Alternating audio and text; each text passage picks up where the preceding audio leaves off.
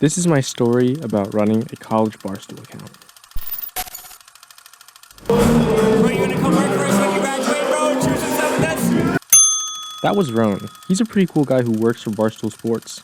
What? You gonna come work for Barstool when you graduate? And that's me, your average Asian pre-med kid.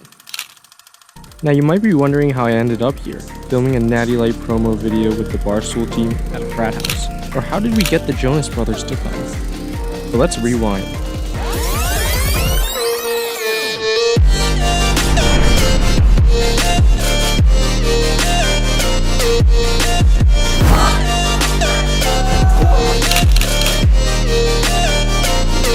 all started with an Instagram story. The PSUBarstool team said they were looking for a video editor, so I applied. They told me to meet for an interview, so I hopped on my private jet to the library, showed them my stuff, and they were like, "Come meet the team on Monday."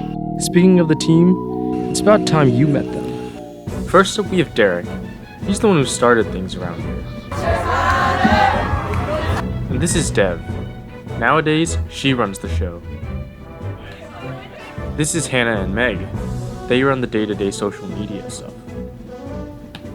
And then we have Tyler. He's just some tall guy. You can't forget Alex. He's the VP of brand.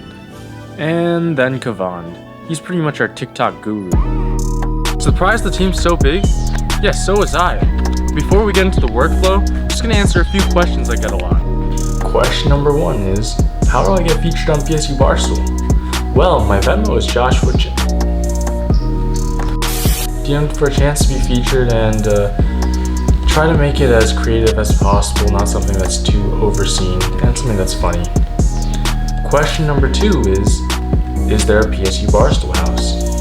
Well, I'm not supposed to tell... Again? No. The answer is no. There's not a PSU Barstool house. And question number 3 is, if I make a post and I want it removed, can I get it removed? Well, the answer is, if you want your post removed, you probably shouldn't have sent it in the first place. So, most likely, no. And that's it for questions today.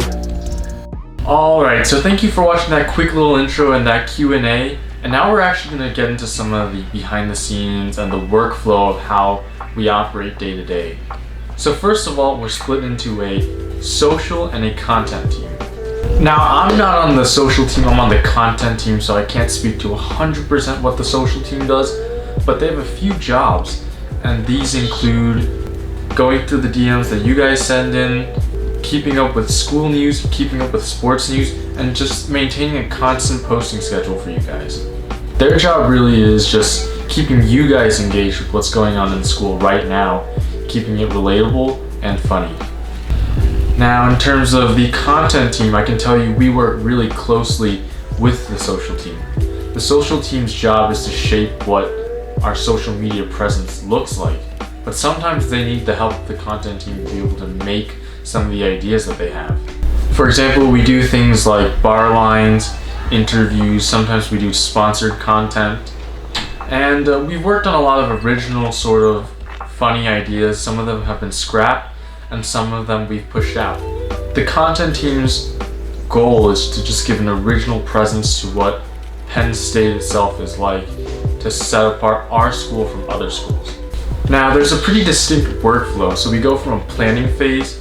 We have weekly meetings with the teams where we plan out the content that we want to push out for the next week, where we go over the information that comes from Barstool headquarters that we have to try to implement into our pages, but just going over the general ideas we have for what we're going to push out during the next week. And during these planning phases, we work really closely with the social team in terms of ideas that they have that they want us to incorporate. So then from a planning phase, we go on to a filming phase where we actually go out and film our ideas. From a filming phase, we go on to an editing phase. We actually have a team of in-house editors who do all the editing for us. And then after that, we pass it on to our social team who posts it. So that's why, because we have this really organized workflow, you won't see any other Barstool page with higher quality than the stuff on our page. In some ways, you could say that everything's a chaotic mess. We're not like the traditional club where everything's 100% organized, during our meeting, there's a lot of like random conversations that go on and stuff. Yes. Thank you so much. Oh. What's up? Can you just let us in, please? I need to Yeah, that way. Go ahead. Okay, here. I'm kidding. All right, come on. Funny, I don't have time for this. Thank you. Yo, let me get a slice of pizza. Nah, I'm sorry. Okay. But we do have a lot more organization than you would expect from just hearing that, oh, we're a Barstool page.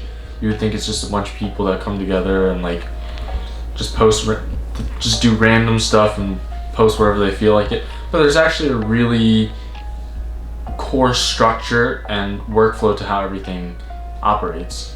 So a more recent video that I can bring you guys through from start to finish is our video for the Taco Bell Vigil. So we had the idea, since there was going to be a Taco Bell Vigil, that we should film a little nostalgic video in remembrance of the Taco Bell and to just highlight what went on in the vigil. So we planned this video and we planned it out to be sort of a nostalgic vibe. And then we went, and when we went, we interviewed a bunch of people.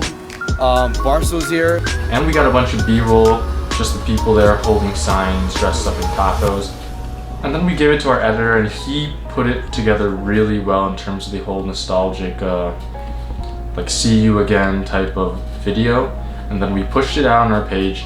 And yeah, that's how we went from an idea to an execution and put out a piece of original content for you guys. So with like hundreds of DMs coming in and original content to be made across a whole bunch of different platforms and just keeping up with the requirements of the Barstool headquarters as well, it'd be more than a full-time job for just 1 or 2 people. So that's why we have a team of around 10 to 15 people, that's why. So we could split up the workload and only each put in a few hours every week. Okay, so now that we finished talking about the workflow, I just wanted to go over specifically a few things I learned from working on the Barstool team, especially as a pre-med. First of all, a really important thing I learned is teamwork. So really similarly to in medicine, but also different. In terms of the Barstool workflow, you already learned that we pass on ideas from team to team.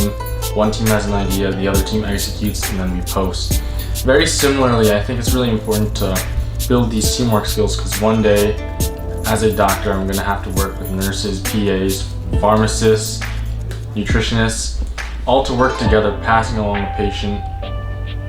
Not quite the same way as passing along an idea or a project, but the idea of collaborating with a bunch of people with a bunch of different roles is a really important one that I learned from working on the Barstool team. Secondly, something I think that arguably is much more important is just to create things for yourself. So I think as a pre-med, I'm in a relatively special circumstance. I'm actually at Penn State in the 7-year accelerated medical program, so I've guaranteed admission to medical school. And I graduate in just 2.5 years. So my whole path has been pretty rigid and pretty predictable. It's pretty straightforward. Versus a lot of these people who are on the Barstool team are comm majors who have to create their own paths for themselves, create things for themselves so that other people can see that they're capable of creating good work and building something for themselves. And on the first hand, at first I thought, oh, what a privilege that I don't have to do this, right? Like, my path is already pretty clear. But then, the more you think about it, the more I thought about it, I was like, the people who do big things, do great things in medicine, are the ones who step outside of these bounds and create a path for themselves. Just like Derek and Dev always say, they're always like, Barstool was an opportunity that was given for us to not only help build upon another platform, but to create a voice for ourselves and to give ourselves the power to shape the community around us and to build something for ourselves as well. And being part of the team, I realized that even though I'm going to be going into medicine, these same lessons, shaping things around us for ourselves, is really important. So because of that, it's inspired me to try to be more consistent when I try to create content for YouTube, for TikTok, for Instagram, just in general, to try to make something for myself That way, even though I'm not going to be going into a field that's very heavily concentrated by comm majors, something that's a little more scientific, I'll still be able to create something for myself outside of that life and have a secondary presence that I can focus on and use to help others as best as I can. And I think just in general, Barstool, being part of this team has been one of the best decisions I ever made. I first made this decision just because they were looking for someone to help create original content, and personally, I like photography and videography, didn't really have anywhere to exercise this art, so I wanted to have an excuse to force myself to have to do these things. And I'm really glad because, as I said earlier, I graduate Penn State in 2.5 years, so a lot of the time my time has been spent studying, doing things like that.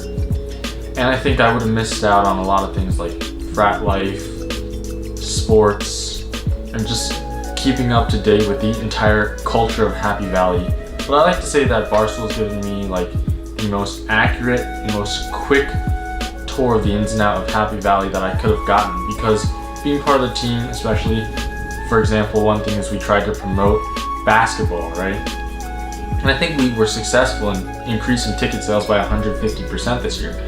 But because of all this culture, because we were trying to promote basketball so much, the team had multiple days where we would just go watch games together. And those were the only times I've ever went to watch Penn State basketball games. But the times I went, we did crazy things like storm the court. And another thing is, I'd never been in a frat house until I went to film that promo video and until we were planning the entire Barstool whiteout show. I was never at a frat house until then. I'd never ridden on the white loop on Friday night until we went to film our freshman video. A lot of things I never would have even thought about and known about if Barstool and Barstool teammates hadn't introduced me to that aspect of Penn State. So I'm really glad that I took this opportunity to step out of my comfort zone as a pre-med to join the Barstool team, and I hope that I can just take a bunch of the lessons I've learned and to use them one day, not just when I'm in med school, but also when I'm a doctor, and try to just build something for myself. Now I'm really happy to have been part of this Barstool team. As they say, can't wait to see what the future brings, and to the moon.